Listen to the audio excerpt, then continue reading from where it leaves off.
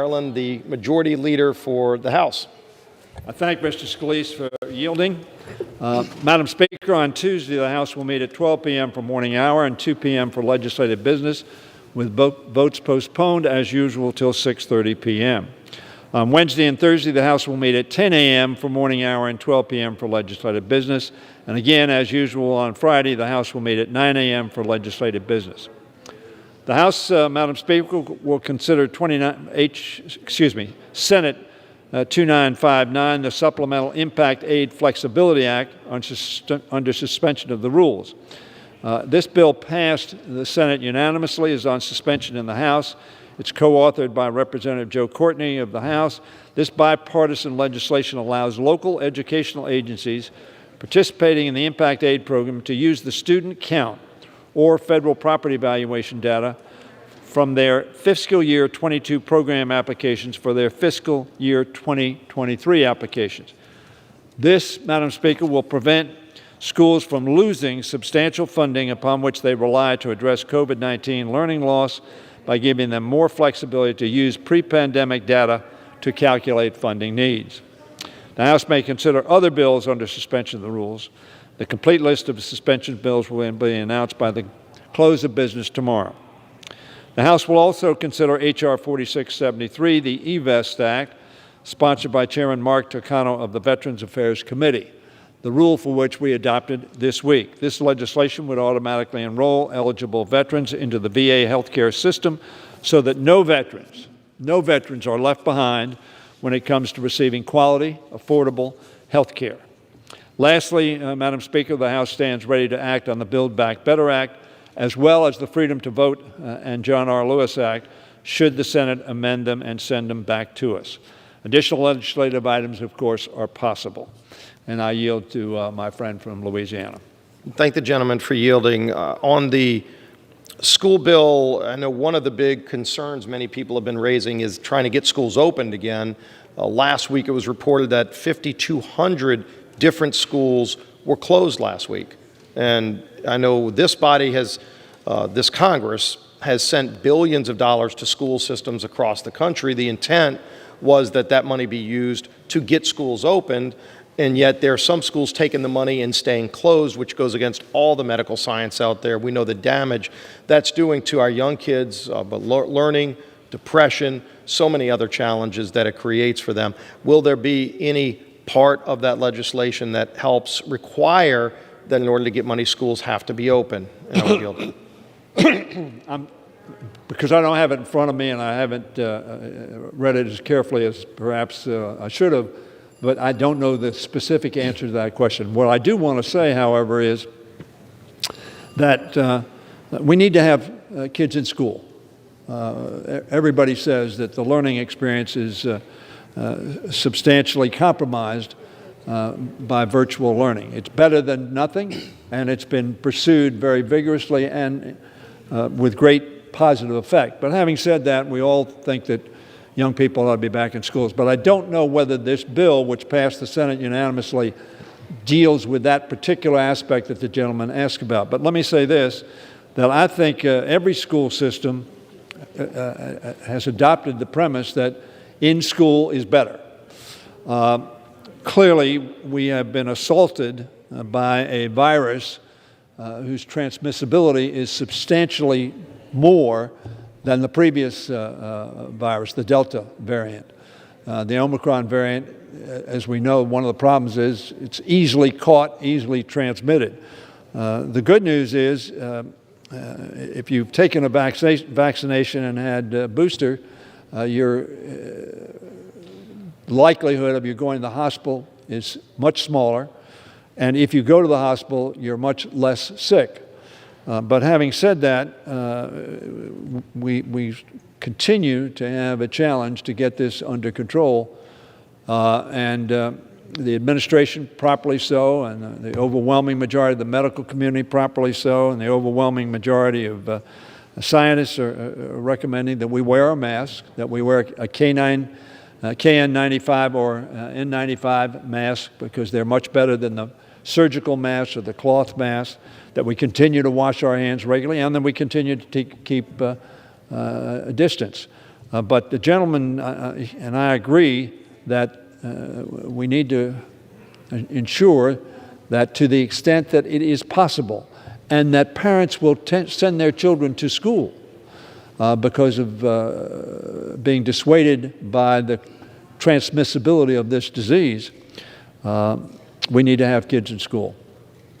Well, gentlemen, I'll yield back. Yeah, I appreciate that. Maybe we can work on something that would ensure that as tax dollars are going to school systems, that it's going to keep the schools open, not to allow them to then shut down on the kids, because as we know, the science is very clear that kids are much better off in school, safer in school than not being in school, and then the learning experience dramatically less if they're not in school, as well as the mental conditions, the social development that's not occurring if they are not in the classroom. So we'll see. And I'll be happy to yield on that. Because I think I think everybody's concerned about this. Certainly every parent in my district and your district is concerned about this, and anybody who's concerned about the welfare of our children is concerned about it.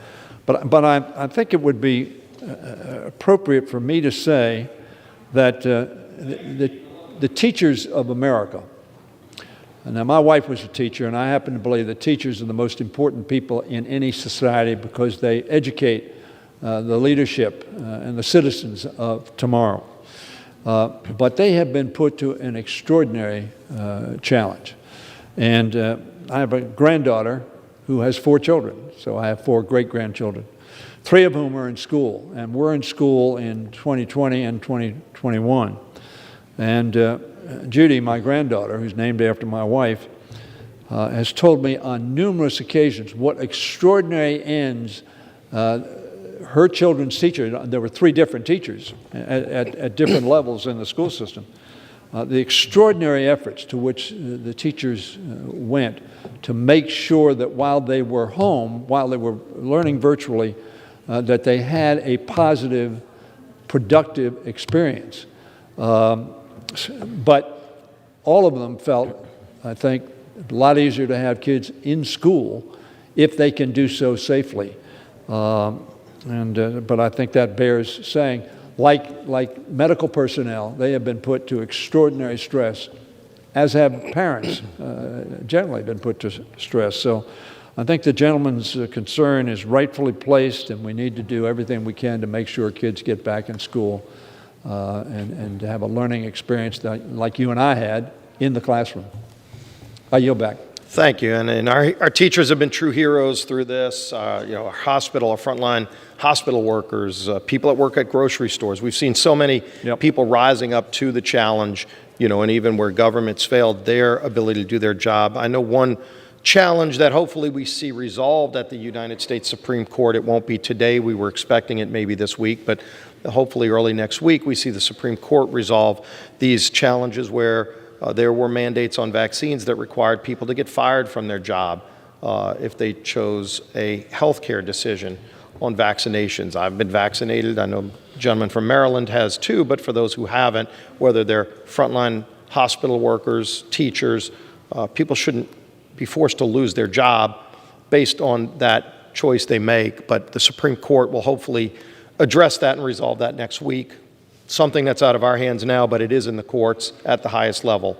And I would yield to the gentleman on that. Just because by my silence, I understand the gentleman's position, which is held by a number of people. My own view is that employers make a reasonable decision when they say to an employee, for the sake not only of the employee, but for everybody else in the workplace with whom they work, that is, you're required to be vaccinated because we believe that science and our medical personnel tell us that is a much safer route. But I understand there's a difference on that. I personally, but even then, I know governors who have been against vaccines are not necessarily against the employer requiring that as an employee requirement as opposed to a governmental requirement. Yeah, and I would hope the government would drop that mandate, but if not, it's hopeful that the court would make it clear that the government doesn't have the authority to require that people get fired if they don't get vaccinated.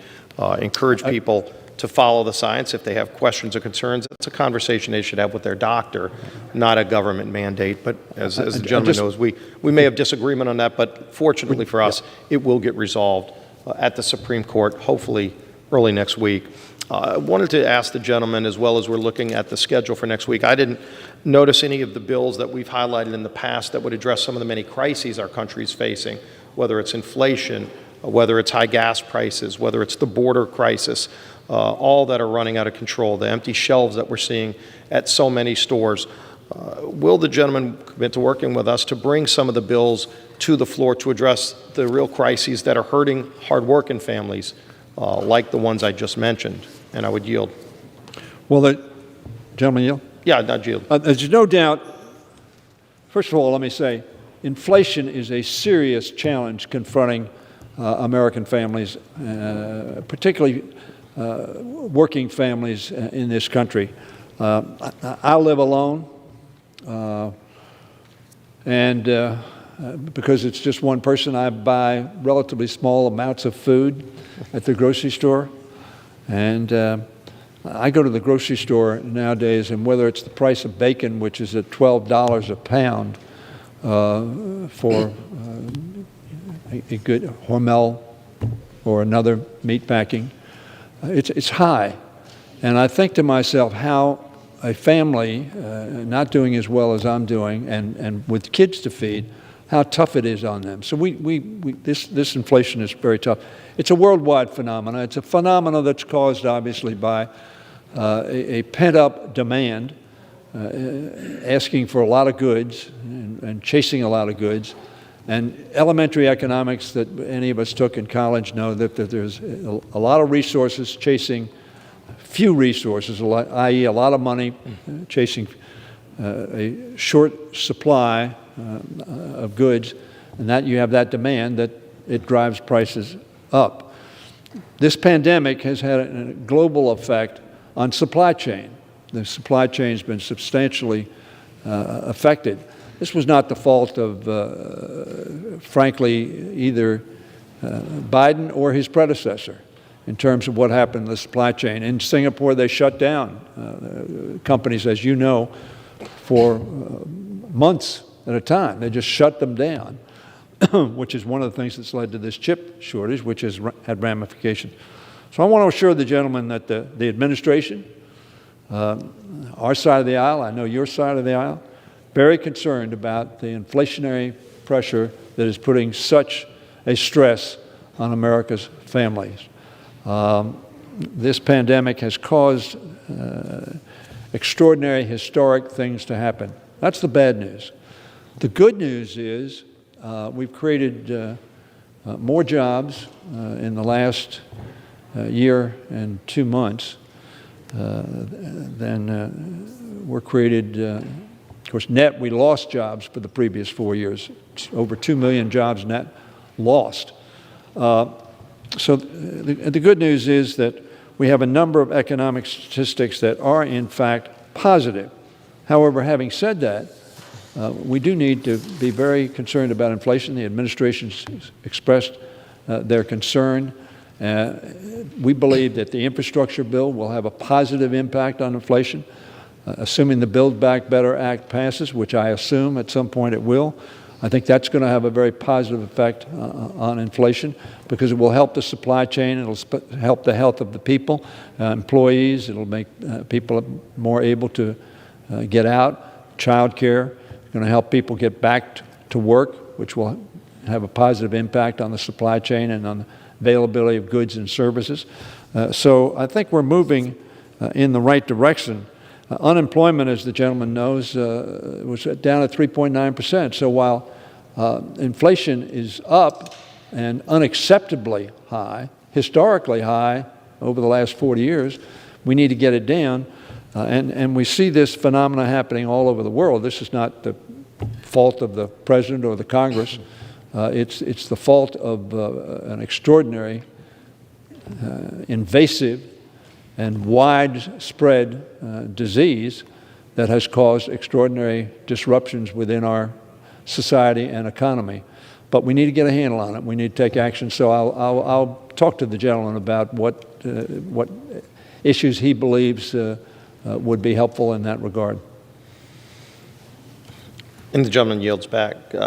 Clearly, some of those bills that have been discussed and offered up in the past to address the inflationary problems, but also the policies of this administration that have caused that. And as we know from the energy crisis, it's not pandemic related that gas prices are so high. This president made a decision starting on day one of his administration to shut down American energy production, to shut down pipelines in America, greenlighting pipelines in other countries, begging foreign countries to make more oil, but shutting off and making it harder to make energy in America.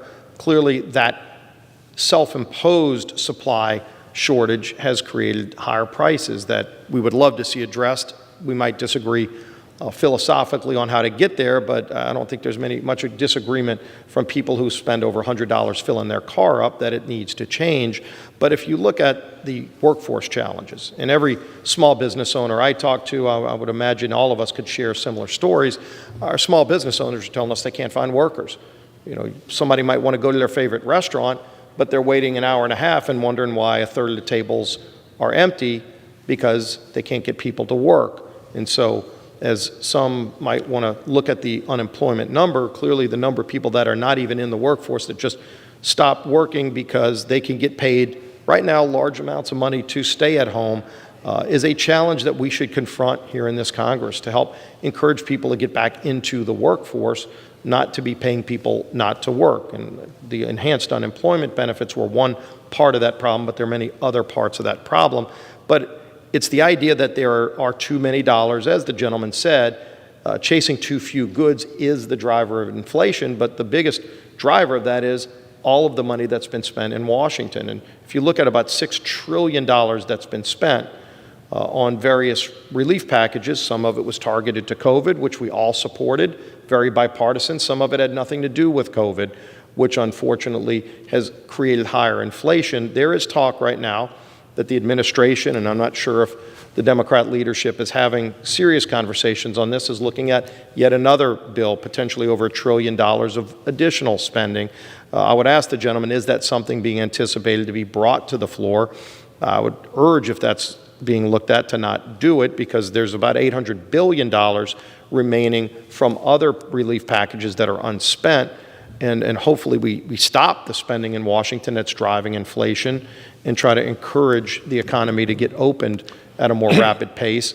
And if people need additional help, to look to the money that's sitting there, the $800 billion that's unspent, rather than trillions more dollars that would be put into a marketplace that's already oversaturated with federal spending that's driving this inflation. And I would yield. Thank you very much.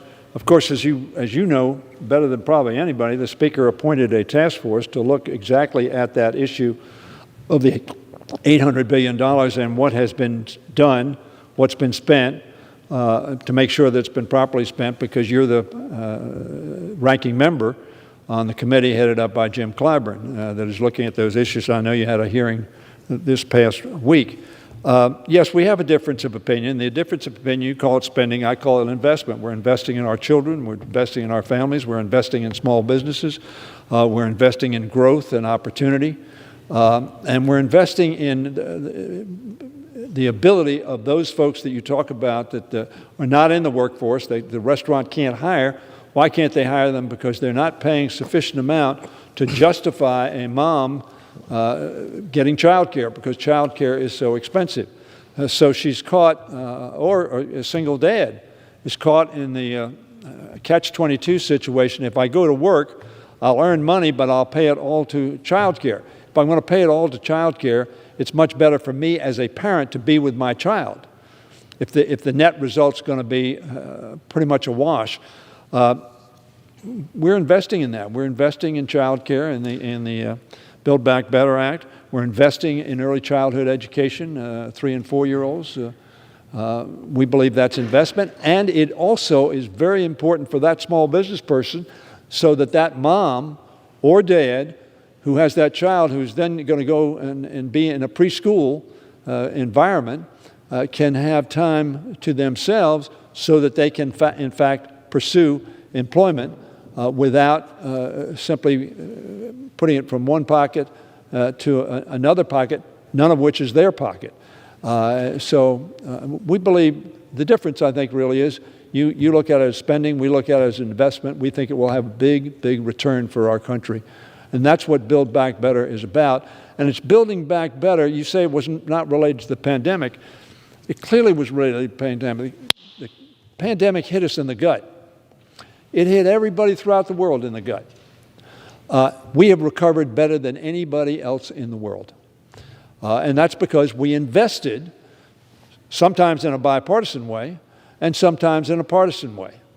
But we invested in our people, in our children, our families, our businesses, and in our health generally of our country, and indeed trying to help other parts of the world as well, because this is a global pandemic that affects us all.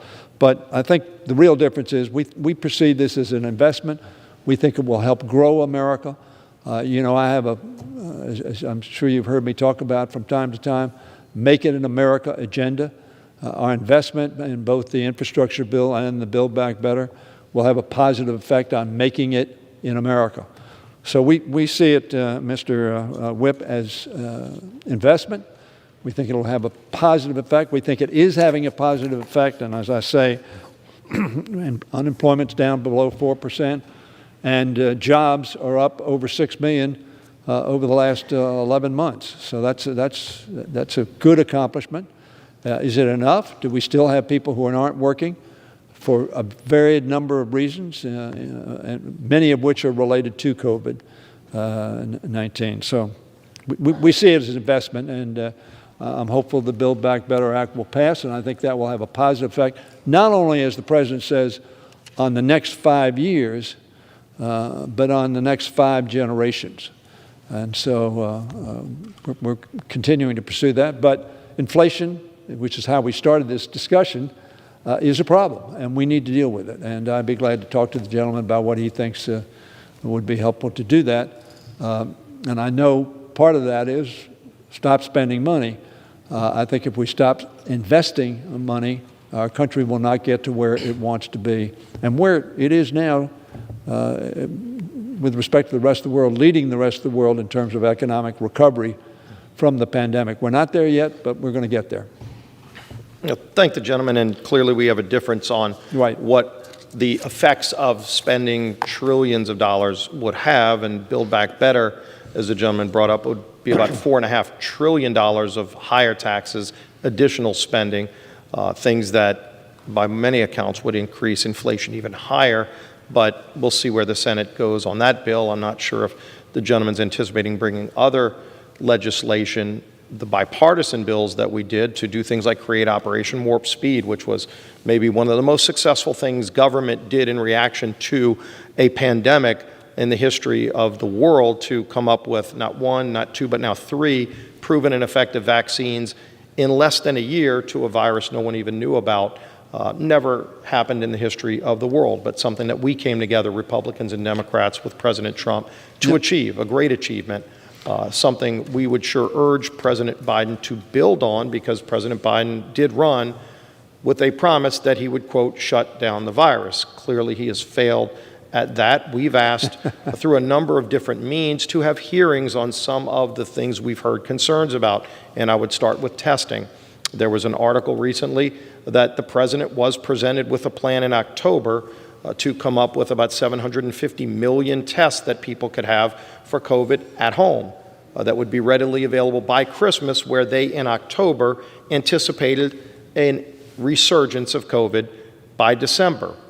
It's been reported that the president rejected that plan. We've asked for a hearing into that. For whatever reason, the majority has not agreed to that. Here was a letter I had sent to Mr. Clyburn and Ms. Maloney through the Select Subcommittee on Coronavirus, as well as through the Oversight Committee. Myself and Ranking Member Comer asked to have a hearing into some of these things. The testing failures that were reported, if they're true, we ought to hear about them. If they're false, the administration ought to be pointing that out. They have not, which tells me they must be true. But then why in October would the president have rejected a testing plan that could have prevented us from getting to the place we're at right now with this resurgence? What about some of the national plans that the president said he had as a candidate, that then he later told governors recently he doesn't have a national plan on COVID. The mixed messaging coming from the administration is causing tremendous confusion across America, and we've asked that we have hearings to clarify, give the administration a chance to state their plan or the lack thereof, state whether or not they rejected a massive testing plan for the nation in October that would have prevented what happened in December. The lack of desire by the administration to be transparent about any of this is creating tremendous confusion across the country. This Congress could address that by holding hearings to get the facts out. I know we're going to continue to press for those kinds of hearings. I would hope we have them, but so far we have not gotten any response to the affirmative on that. And I don't know if the gentleman has anything to add. Maybe the gentleman would agree that we would have these kind of hearings to get some of these facts out or get some of these issues addressed, and I would yield. For yielding, and I would say at the outset, I believe the committee on which he serves with Mr. Clyburn is one of the committees, among many, who ought to be looking at those facts. But let me say this, because in stating the facts as you just did, the appearance is that substantial progress has not been made. I don't think that premise is correct. Let me read you some statistics. Last year, the first year the president came into office, and testing in America was molecular and at-home tests per day. Last year, beginning of last year, 1.7 million per day. Today, 11.7 million tests per day are being conducted. So to imply that somehow there hasn't been substantial progress, that is a tenfold increase in the testing available to Americans every day. And when Biden took office, 0 at-home rapid tests were available to consumers, 0. Today, 300 million at-home rapid tests are on the market each month. Enough? No. Are more coming? Yes. Has the government used the Defense Production Act to accomplish greater production? They have. The administration started using, as I said, just the Defense Production Act. Biden administration is increasing places people can get free tests, for instance. You talk about a plan. When Biden took office, there were only 2,500 pharmacies offering free testing. Today, there are 20,000 sites, an 8-fold increase. The administration is purchasing 500 million at-home rapid tests to be distributed for free to Americans who want them, with initial deliveries starting this month. The administration is distributing up to 50 million free at-home self-tests to community health centers and rural health clinics. In addition, already covering PCR tests, the administration is requiring private insurance plans to cover at-home tests starting on January 15th, just a couple of days from today. So a lot is happening.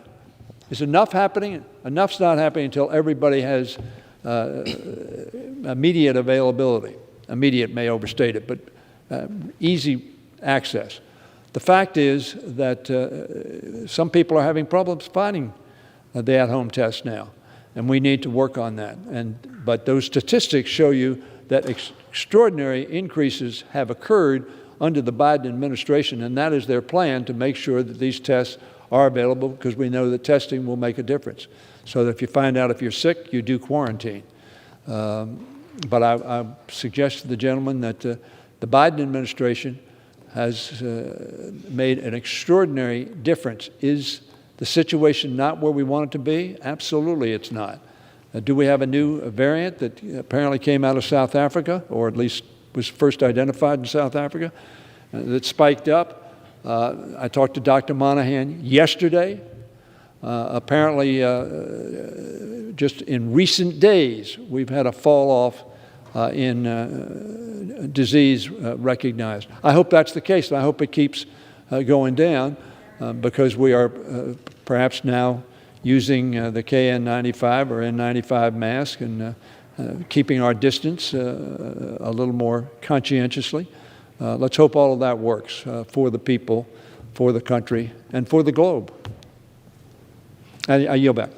Thank the gentleman. The problem with President Biden's plan is that it's been reactionary, not visionary. When he was presented with a plan in October to make sure that every American that needed a test would have it in December, when they in October said there will probably be a real uptick in December, the president said no to that. So if today he says, let's go and order 500 million tests, that sounds fine and well, except that he said no to that in October when he could have staved off what we see, and that is hours-long lines of people to get tested. People shouldn't have to be waiting 5 hours in a line to get tested when the president in October was presented with a plan. And again, if he wasn't, as it's been reported, he should come out publicly and say that. The report's been out for weeks now, and he hasn't done that. We should be having hearings on this to find out what was the plan that was presented, who was involved, by the way, in rejecting that plan.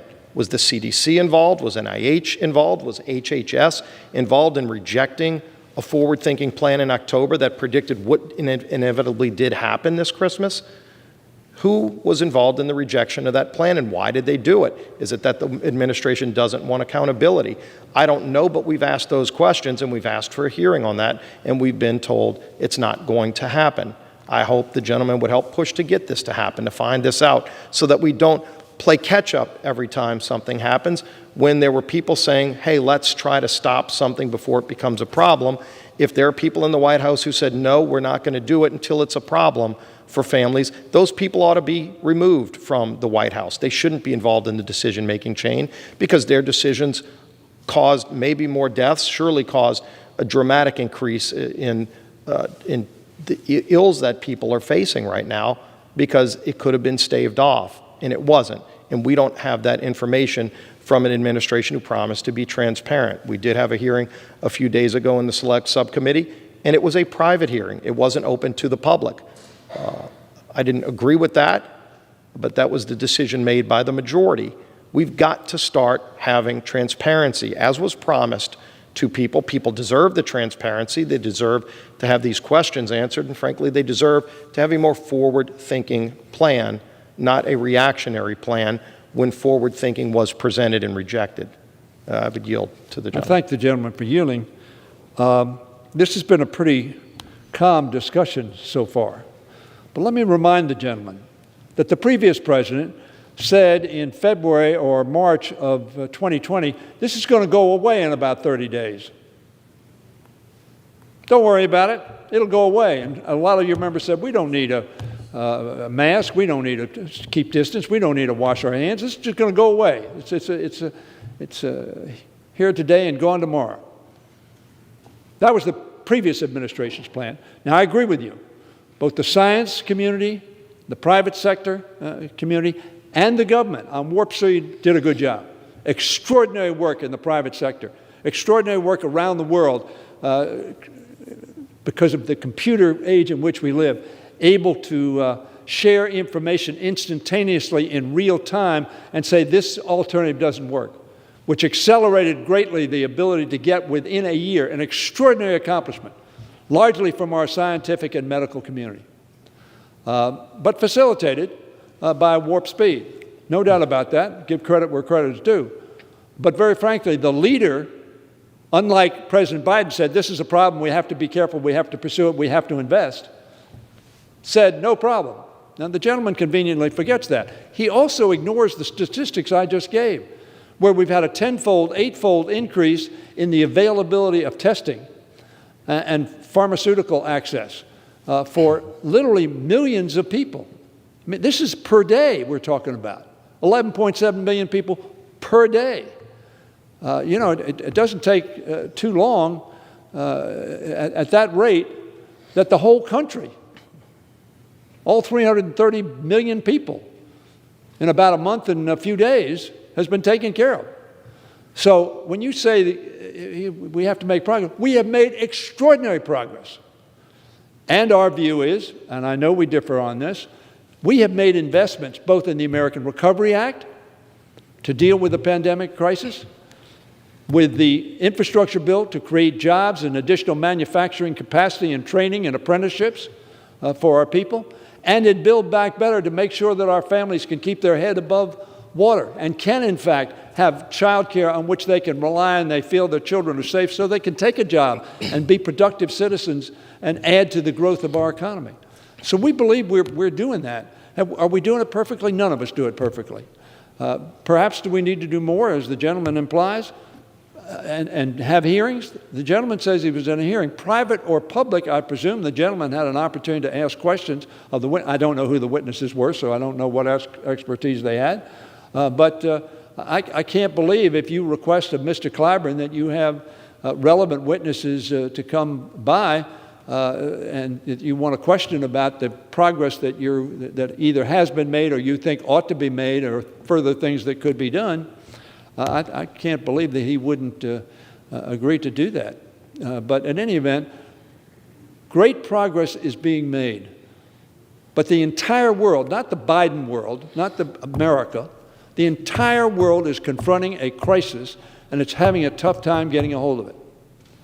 We have done it better than anybody else in terms of growing our economy and keeping our people's head above water.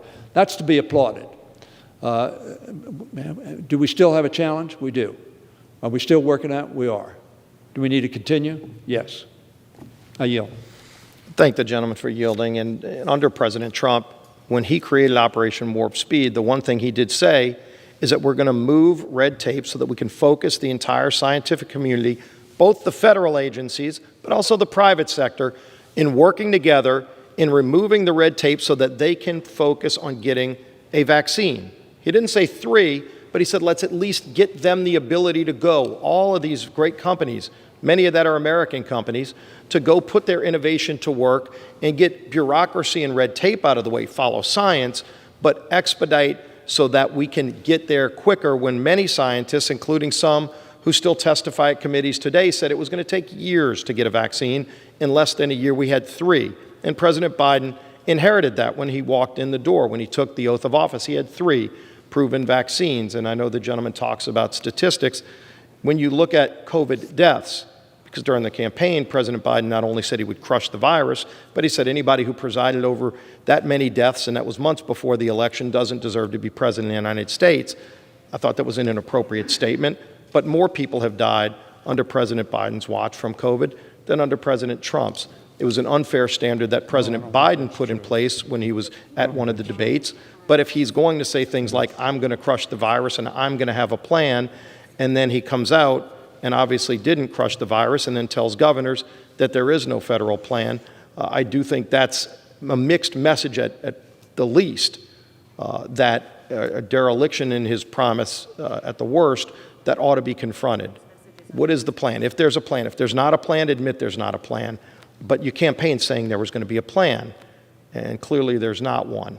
But those are other facts that we can put on the table. But clearly when you look at how President Trump pushed the federal government to work and partner with the private sector to move red tape so we can expedite the research and the trials, more tests than were ever done maybe on any other attempt for a vaccine, and come up in less than a year with vaccines when many said it would take years.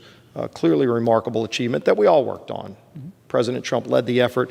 We funded it in a very bipartisan way, and it was very effective.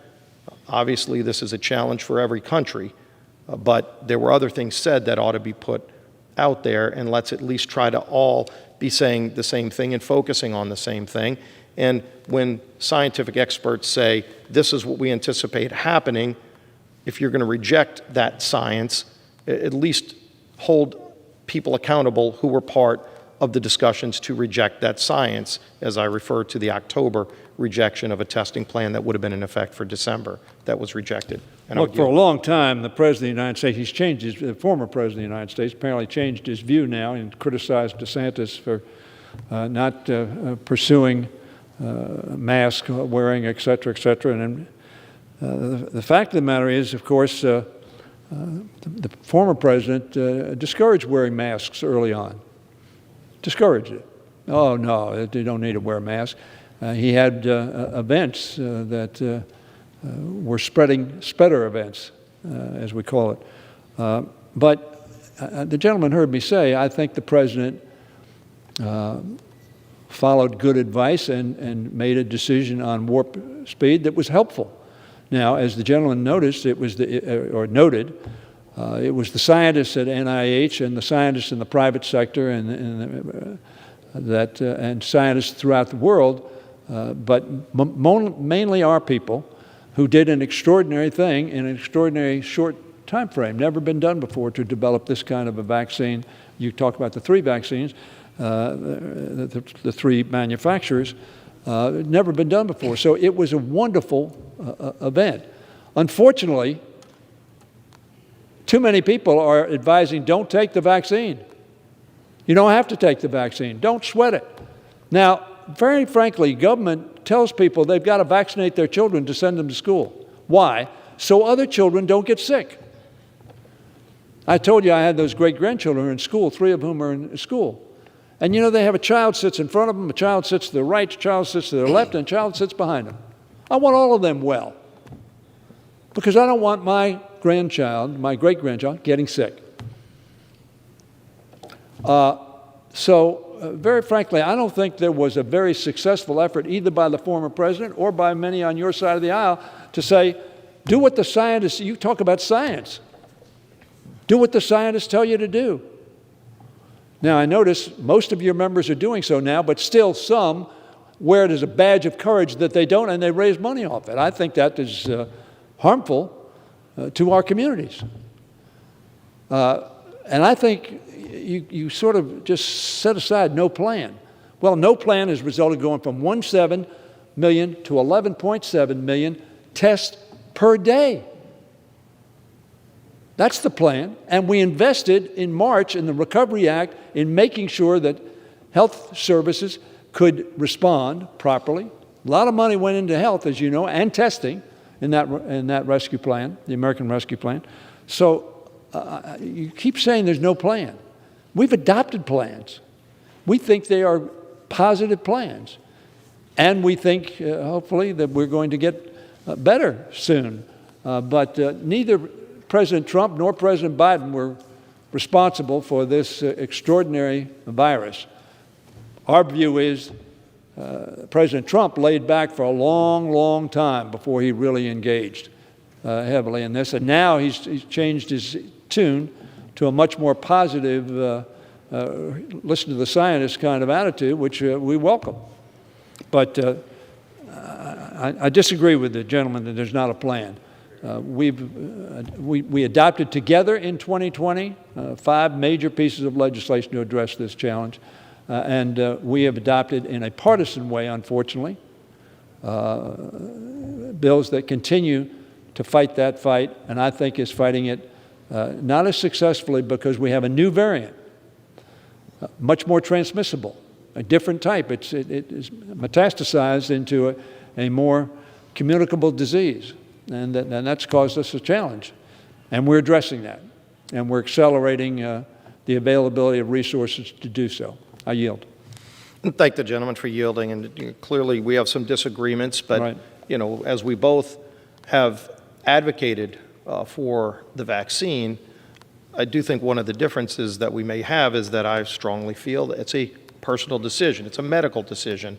And if government thinks that shaming people and threatening people and firing people is going to address that challenge, they've missed the mark. And I just wish they would instead move away from the shaming and the firing, and hopefully the court, that the U.S. Supreme Court agrees with us and stops at least the firings of people by mandates from the government, and just encourage people to have that conversation with their doctor if they have hesitation. But ultimately it's a decision that each individual would have to make, and we will continue this conversation, I'm sure. And I would yield. I just want to say, in terms of where we are today, the overwhelming percentage, I'm talking about 90%, of people who are getting really sick are people who are not vaccinated.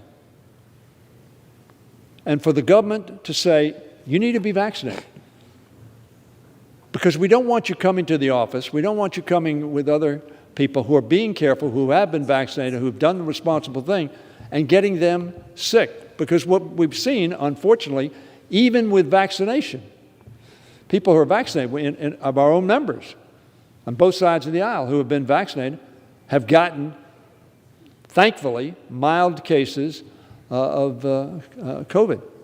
But you know, when we talk about the president wanting people to get vaccinated, and you indicate that you and I are both advocates of that, or requiring them to get vaccinated.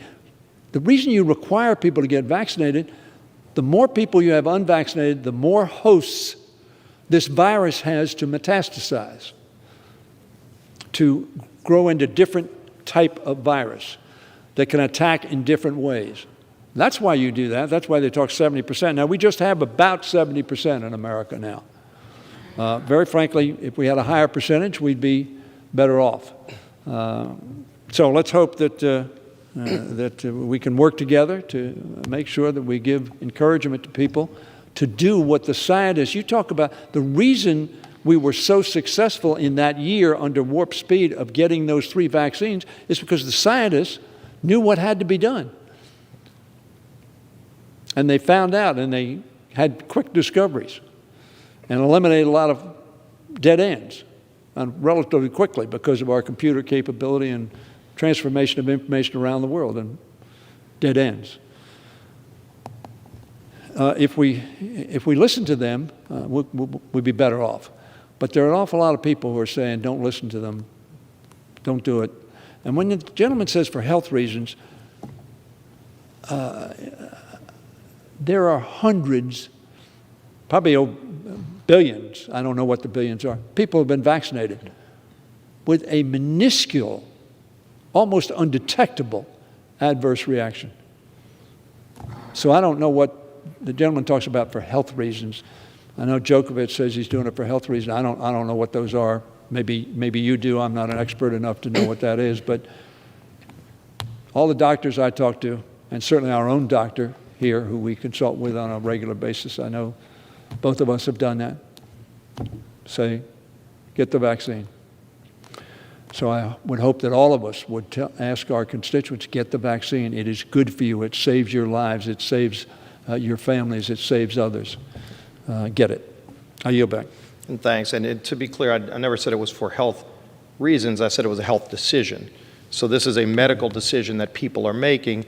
And again, in the past, we've seen this suggested by some in the medical community inaccurately that if you get vaccinated, you can't get the virus. A Supreme Court justice said, if you get vaccinated, you can't spread the virus. That turned out to be false. We know whether vaccinated or not, you can get the virus, you can receive the virus, you can give it to other people, you can die. We know in the hospitals, the higher propensity of people in the hospitals are unvaccinated. Those are the kind of things that we should be encouraging to get the facts out, and then encouraging people to go make their decision with their doctor if they have concerns and questions. And there's valid questions. There's people in the past who have raised religious exemptions to other vaccines, and by the way, given approval for those religious exemptions that today are not getting similar religious exemptions for this. And so let's just treat it equally. Let's treat it fairly. Let's just focus on the facts. This idea that if you mandate something and threaten somebody, it's going to change behavior, it's just not proving itself to be correct, and it's causing more division and forcing people into corners that they shouldn't be on. And so hopefully, again, we can continue this conversation and get back to a place where we're in agreement, which we have been on things like Operation Warp Speed. But with that, I would be I yield back. happy to yield back. Thank you to the Majority Leader. Madam Speaker, yield back.